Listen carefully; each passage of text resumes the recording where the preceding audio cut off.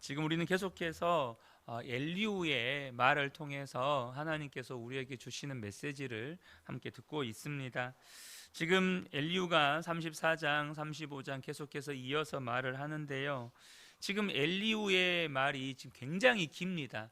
그리고 그 중간에 누구도 엘리후의 말에 대답을 하거나 반응을 하는 내용이 없습니다. 이 말은 이 앞선 욥과 친구들의 대화를 보면 친구들이 말하고 욥이 대답하고 친구들이 말하고 욥이 대답하는 구조를 띄었는데, 지금 엘리후의 말에서는 그런 구조가 없다는 말은 누구도 엘리후의 말에 대답하지 않고 있다는 뜻입니다.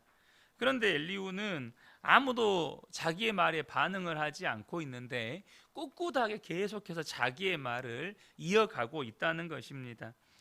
말을 이어가는 구조는 이전과 동일합니다. 우선 욥이 했던 말들을 인용해서 그것을 반박하고 무엇이 문제인지를 따지고 검증하는 어떤 그런 형식을 취하고 있습니다. 엘리후의 말의 특징 중에 하나는 뭐냐면 타인의 권위에 의존하는 경향을 보인다는 것입니다. 그러니까 엘리후의 말 속에는 어떤 말들이 자주 등장하냐면 지혜자라면 이렇게 말할 것이다, 혹은 지혜자라면 내 말에 동의할 것이다, 이런 말들이 자주 반복해서 나온다는 것입니다. 엘리후는 자신이 하고 싶은 말을 계속해서 끊임없이 지혜자는 이렇게 말할 것이다 라는 어떤 동의, 일반적으로 모든 사람들이 이런 생각을 한다라는 이런 말을 함으로 인해서 자신의 말에 권위를 더하려는 그런 의도를 가지고 있다는 거죠. 34장 34절 35절을 보면 슬기로운 자와 내 말을 듣는 지혜 있는 사람은 반드시 내게 말하기를 욥이 무식하게 말하니 그의 말이 지혜롭지 못하도다 하리라. 그러니까 지혜가 있는 사람들은 다 욥의 말이 지금 지혜롭지 못하고 무식하다 이렇게 말할 것이다 라고 하는 거죠. 지혜자라면 누구나 자신의 말에 동의할 것이다 라는 자신감의 표출일 수도 있지만, 아직 나이가 어린 엘리후가 자신의 부족한 권위에 다른 사람들의 어떤 권위를 힘입어서 설득력을 더하려고 지금 이렇게 하고 있는 것으로 이해도 됩니다. 여러분, 그런데 저와 여러분이 절대 얼마 전에도 제가 그런 말씀을 잠깐 드렸는데요, 성급한 일반화의 오류라는 표현을 제가 사용했습니다. 여러분, 많은 사람들이 동의한다고 해서, 또 많은 사람들이 그렇게 생각한다고 해서 그것이 진리는 아니라는 사실입니다. 많은 사람들이 그렇게 생각한다고 해서 그것이 하나님의 뜻도 아닙니다. 여러분, 이스라엘 백성들이 모세가 시내산에 십계명을 받기 위해 올라갔을 때 대부분의 이스라엘 사람들은 그렇게 생각했습니다. 우리를 위해서 신을 만들어내라, 우리를 위해서 신을 만들어내라고 대부분의 이스라엘 백성들은 그렇게 생각을 했습니다. 지금 당장 모세도 없고 모세가 없으니 하나님의 역사도 일어나지 않으니 우리에게 눈에 보이는 신을 만들어내라는 겁니다. 하나님이 눈에 보이는 모세가 하나님의 대언자의 역할을 했잖아요. 근데 그 모세가 보이지 않아요. 그들이 400년 동안 애굽에서 신앙생활을 했을 때 그들에게 신은 눈에 보이는 신이었거든요. 근데 그동안에는 모세가 그런 눈에 보이는 신적인 역할을 해줬는데 눈에 보이는 신이 없으니까 불안한 거예요. 그래서 아론에게 우리를 위해서 신을 만들어내라고 그렇게 아론에게 이렇게 많은 무리가 소요를 일으킵니다. 여러분, 많은 사람들이 동의를 하고 많은 사람들이 그렇게 생각을 한다고 해서 그게 진리가 아닙니다. 언제나 하나님의 말씀이 진리라는 사실을 저와 여러분이 기억하셔야 합니다. 하나님의 뜻만 옳습니다. 하나님의 말씀만 옳습니다. 지금 엘리후는 다른 사람들도 다 그렇게 생각한다, 다른 사람들도 다 나에게 동의한다, 너는 지금 무식한 말을 하고 있고 너는 지금 지혜롭지 못한 말을 하고 있다라고 주장을 하고 있는 것이죠. 우리가 주일에 나눴던 것처럼 인간적인 지식과 경험과 지혜를 맹신하는 이 신념이 강한 사람들이 범하는 실수 중에 하나가 통계나 여론이나 혹은 석학이라고 하는 사람들이 말하는 주장, 석학이라고 하는 사람들의 어떤 그들의 가르침, 이것을 진리처럼 여긴다는 것입니다. 사랑하는 성도 여러분, 진리는 오직 하나님의 말씀입니다. 그리고 우리가 그 진리를 붙잡을 때만이 우리가 자유롭게 되는 것입니다. 오늘 본문은 어제와 계속해서 이어진 엘리후의 말인데요, 동일하게 그 사랑이 없는 엘리후에게서 나타나는 무서운 단면들을 계속해서 보여줍니다. 그 또 하나의 단면은 뭐냐면, 사랑이 없으면 사람의 허물을 덮어줄 줄 모른다는 것입니다. 사랑이 없으면 죄를 덮어줄지를 모른다는 거예요. 34장 36절 37절에 엘리후가 이런 말을 합니다. 나는 욥이 끝까지 시험 받기를 원하노니 이는 그 대답이 악인과 같음이라. 그가 그의 죄에 반역을 더하며 우리와 어울려 손뼉을 치며 하나님을 거역하는 말을 많이 하는구나. 참 여기에 참 무서운 말들이 정말 많이 들어 있어요. 엘리후는 어제도 나누었지만 욥의 말에 귀를 기울이지 않을 뿐만 아니라 그의 마음에, 그의 고통에 공감하지도 못하고 또 그의 말의 의도를 헤아리려고 하지도 않습니다. 오로지 욥의 죄를 들추고 그 죄를 인정하게 만들어서 회개하게 만드는 데에만 몰두를 하고 있어요. 그러니 지금 이 엘리후에게는 욥이 하는 말이 다 악인들의 말처럼 들리고, 또 죄를 지어서 벌을 받고 있음에도 불구하고 회개하지 않는 욥의 모습은 하나님께 반역하는 모습으로 비춰지는 겁니다. 그래서 37절에 지금 하는 말이 뭐냐면, 우리와 어울려 손뼉을 치며, 이렇게 말을 해요. 우리와 어울려 손뼉을 친다. 너는 지금 사실 나와는 말할 자격도 안 되는 사람이다. 어디 지금 나하고 어울려서 지금 나와 토론을 하고 나하고 어울려서 지금 말을 하려고 하느냐. 너는 나하고 말하기에는 너무나도 부족한 죄인이고 악한 사람이다. 너는 지금 하나님께 반역을 일으키고 있는 사람이다. 그래서 나는 네가 끝까지 시험 받아서 하나님 앞에 이실직고 하고 너는 회개해야 된다. 지금 이렇게 말을 하고 있는 거예요. 진짜 너는 아직도 멀었구나. 진짜 끝까지 시험을 받아봐야 정신을 차리겠구나. 이런 잔인한 말을 지금 하고 있는 것입니다. 여러분, 성경에서 사랑에 대해서 다양한 말씀을 하십니다. 그러나 그 대표적인 말씀이 뭐냐면 잠언 10장 12절에 사랑은 모든 허물을 가리느니라.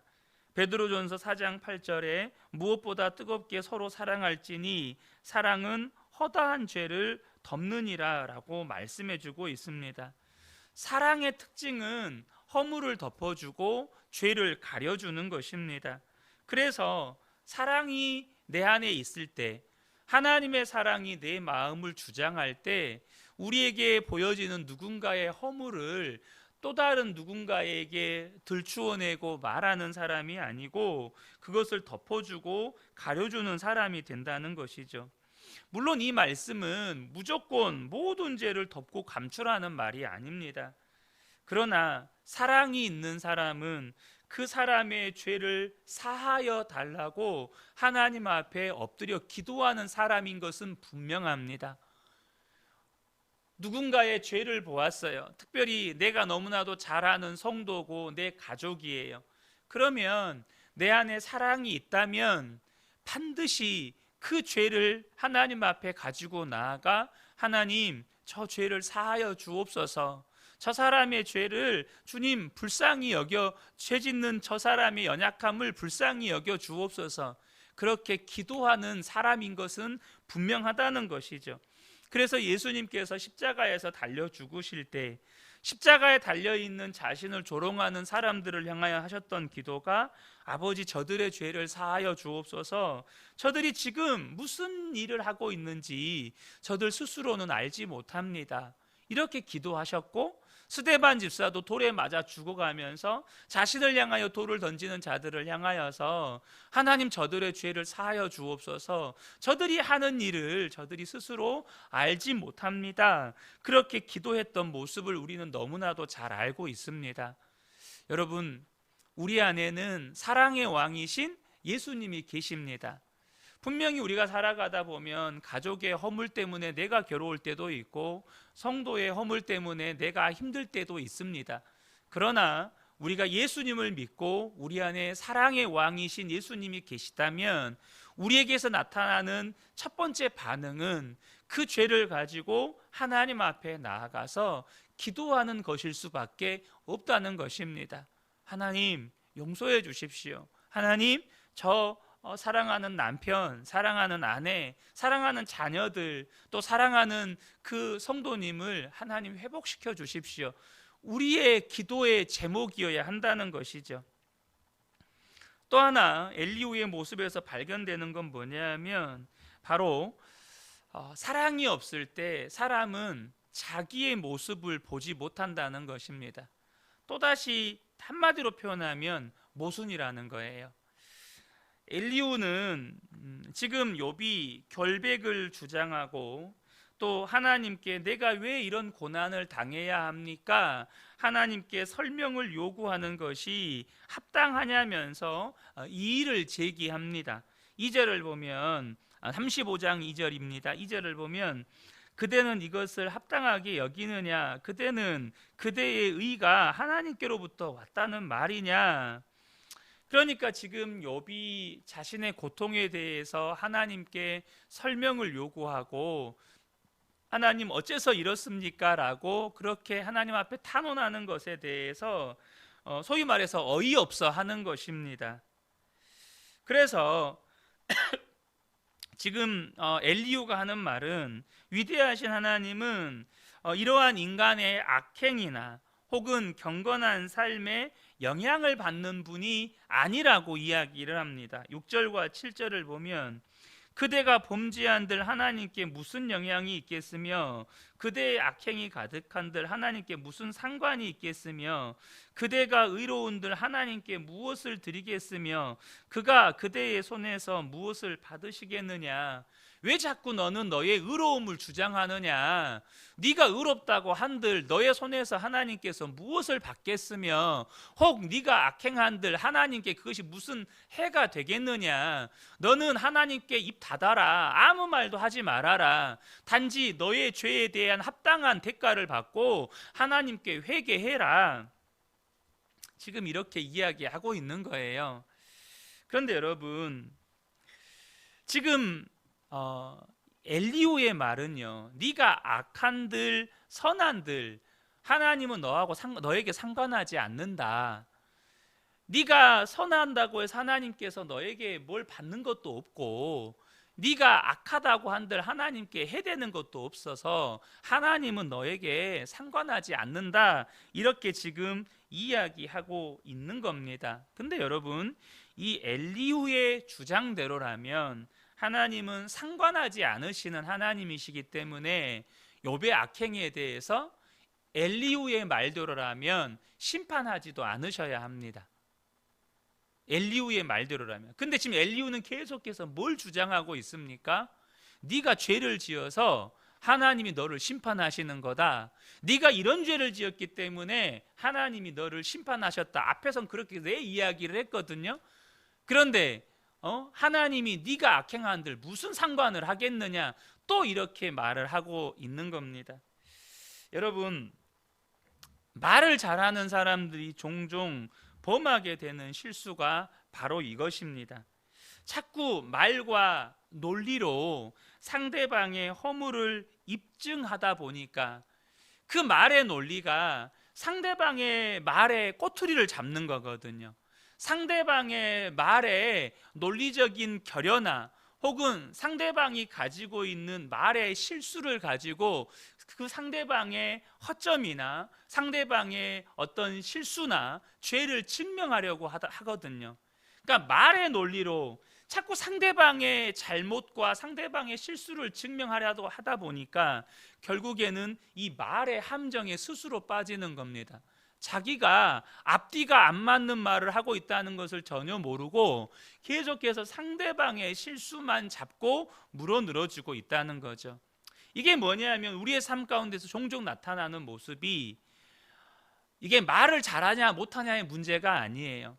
상대방의 연약함, 상대방의 실수에만 몰두하다 보니 정작 자신의 모습을 전혀 보지 못한다는 것입니다. 저는 간혹 가다가 그런 모습을 봐요. 특별히 정치권에서 그런 모습을 자주 보이죠. 상대 당의 허물만 그렇게 헐뜯고 물어뜯는 그 당사자에게서 자기가 말했던 것보다 더 심각했던 상대방의 잘못을 그렇게 물어뜯고 물어뜯었는데 정작 자신의 가정, 자신의 삶을 돌아보니까 더 큰 죄가 그 사람에게 있는 거예요. 오히려 자기는 더 치욕스럽고 수치스러운 모습이 그에게 있는 것입니다. 사랑하는 성도 여러분, 죄는요, 하나님만 우리에게 죄라고 말씀하실 수 있습니다. 왜냐하면 하나님이 심판주이시기 때문에 그렇습니다. 하나님만 공의로운 재판장이 되시기 때문입니다. 그런데 우리는 죄인이에요. 죄인은 누군가의 죄를 들춰낼수록 자기의 죄를 들춰낼 뿐입니다. 이게 죄인이 가지고 있는 어쩔 수 없는 우리의 모습입니다. 죄인은 스스로 서로가 서로의 죄를 투영해 줍니다. 상대방의 모습이 내 모습이고 상대방의 허물이 내 허물입니다. 그러니까 상대방의 허물을 들추어내면 들추어낼수록 자꾸 내 허물만 들추어내게 됩니다. 지금 엘리후는 이 말로써 욥의 허물을 계속해서 들추어내려고 했지만 결국에는 그 말이 가지고 있는 함정에 빠져서 자기 자신의 연약함만 드러내고 있는 것이죠. 끝으로 지금 엘리후의 모습 속에서 사랑이 없으면 사람이 한없이 잔인해지는 것을 보게 됩니다. 15절과 16절을 보면 그러나 지금은 그가 진노하심으로 벌을 주지 아니하셨고 악행을 끝까지 살피지 아니하셨으므로 욥이 헛되이 입을 열어 지식 없는 말을 많이 하는구나, 이렇게 지금 말하고 있는데요. 이 말이 얼마나 무서운 말이냐면, 야, 너의 심판은 아직 이제 시작이다. 근데 뭐가 지금 이제 시작인데 무슨 지금 이렇게 엄살을 떨고 있느냐, 이런 표현입니다. 지금은 그가 진노하심으로 벌을 주지 아니하셨고 악행을 끝까지 살피지 아니하셨다. 하나님이 아직 제대로 진노하지 않으신 거다.